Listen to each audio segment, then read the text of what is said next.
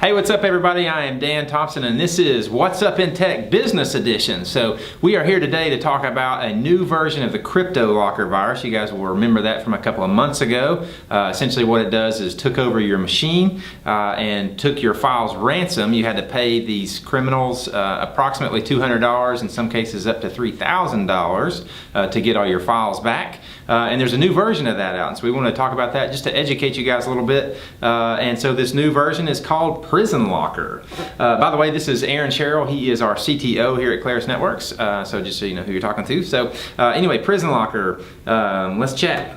Yeah, so PrisonLocker is a new variant of the CryptoLocker software, and CryptoLocker has been very profitable for these crime syndicates. They are so profitable, they're setting up customer service websites that when you get infected and you want to pay the ransom to get your files back, you can actually see how long it's going to take until you get your encryption key from them. So they're very organized. It's organized crime. It's making a lot of money. Someone now is creating PrisonLocker. Essentially, it's a kit that they're going to sell to allow other people to create their version of CryptoLocker. So we're going to see a ton of variants of this coming out in the near future.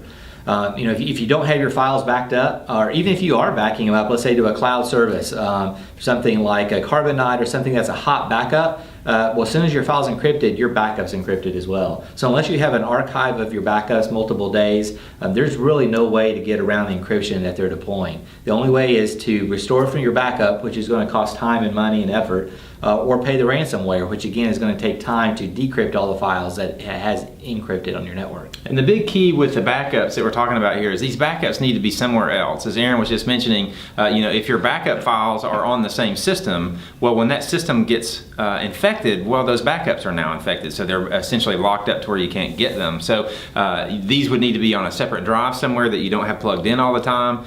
So those are things to think about. So just a quick discussion on why this is different from other viruses. So when you think about viruses, typically, they wreak a little bit of havoc, they run their course, and then they're gone. Or they maybe just sit there and do the same pestering thing over and over again, right? So what ransomware does, though, is like we've been saying, it takes your files, it encrypts them, which means you essentially can't get to them, and then wants to charge you money for that. So different from viruses where typically they just want to spread, they want to do their thing, and then that's kind of all they do. Ransomware is purely out to get your money. So they're looking to get into your wallet, and then once they're done, they're done. Here's the kicker though. What we've seen with CryptoLocker is it has survived. I think this thing came around in September or something like that. Yep. So it has survived now. Here we are in January. So basically 4 or 5 months later, the people who did it are still around. So what happens when they get caught? So now they're in jail, nobody can service you anymore, but the virus is still out there. So essentially what could happen in the future is a scenario where your files are locked up and there's nobody to help you unlock them anymore. So now you're just done. So, yeah, that's happening today. So no one's been caught today. The way you pay the ransom is through some untraceable currency, through a Bitcoin or money packs. And in fact, there's been runs on money packs and the stores are running out of them just because so many people are getting infected. Once you're infected, again, that's the only way you're going to be able to get them out. The police they've shut down a few of the servers that are doing the encryption keys, but when they shut them down, you're out of luck. There's no way you're going to get the encryption key. And like we said, it's essentially impossible to decrypt these files without the key. Now, the new versions are making it even more complicated. Right now, they're encrypting all of the files with the same encryption. Going in the next version, what's been published is every file has a different encryption key. And then they're encrypting the encryption key for that with another layer of encryption. So it's going to even be more complicated to break. We're seeing that there's going to be added deficiencies or benefits, I guess, if you're on the crime side to this. They're going to start using CPU cycles of your network to mine for currency like Bitcoin. They're going to set up botnets. So it's going to do a lot more than just do ransomware and encrypt your files. Yeah, so this one's particularly nasty. So just to answer the question of does paying that ransom work? So today it does. There's no guarantees in the future, though, that it will continue to do so. So that's something to consider. Last thing, let's talk about how do we avoid this. So going forward, this is just a classic scenario. The way that CryptoLocker presented itself was in an email. So you would get an email email with some sort of attachment. There's a couple of variants of that. Some of them look like a FedEx email or a UPS email, essentially saying, hey, you've got a package coming, click this link and you'll find out more about your package. The more sneaky one though came out later, which it looked like an email from a fellow employee, which said something to the effect of, hey, I've got this tax form I need to fill out, or I've got this mileage form I need to fill out. So very sneaky. Does an email that sounds like something you would get from a coworker. So in fact, we've gotten one recently from the government, or not us, but one of our customers got one from a government, and it looked like it was an email from the Department of Labor talking about unemployment benefits for an employee who had been let go. Yeah. So it looked very legitimate, but there was something that caught their eye. They asked us about it. We were able to determine, yes, that is something we don't need to open. They are spreading a lot more quickly now through a lot of different avenues. So what can we do to avoid it? Obviously, AV, you got to get the AV up to date. If you do get infected and you pay the ransomware, don't leave it on there. Remove the encryption software, remove the CryptoLocker or the next variant of it.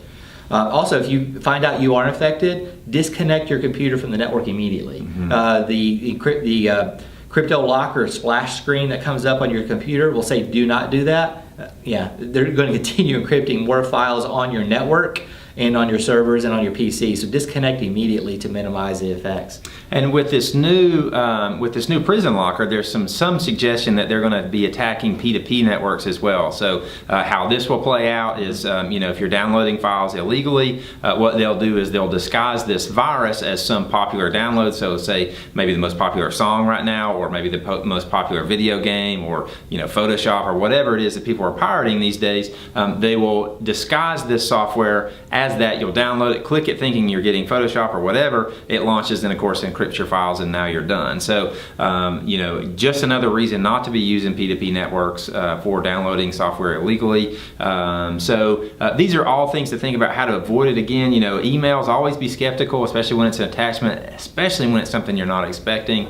And then the big takeaway here, I think you would agree as well, is make sure you have all your files backed up, because at the end of the day, if you have all your files backed up, well, you're fine, because you can just wipe your system out, restore from backup. It will take time investment, but at least you're not having to pay them. And again, if you have your system protected and you're smart about it, you don't get infected in the first place. So I think, do you have anything else to add on top of that? No, I think that's fair. You're going to see the security professionals are saying, hey, let's not pay them. We're encouraging them. But if you're in a hole, if your backups you're finding out haven't worked, that's the only way to get the data back, you're going to pay. And that's what's happening to a lot of people. They're discovering their backups that they thought were not working efficiently. They're not able to recover their whole data, so they're willing to pay what seems like a small amount of money, but it's affecting a lot of people, and they're making a lot of money off of it. That's why we're going to see a lot more infections coming down the road really soon. Yeah, right. It was so successful that you can count on seeing this again in the future. So anyway, this is Dan Thompson and Aaron Sherrill with Claris Networks. We hope to see you again next time, and we'll see you again on What's Up in Tech.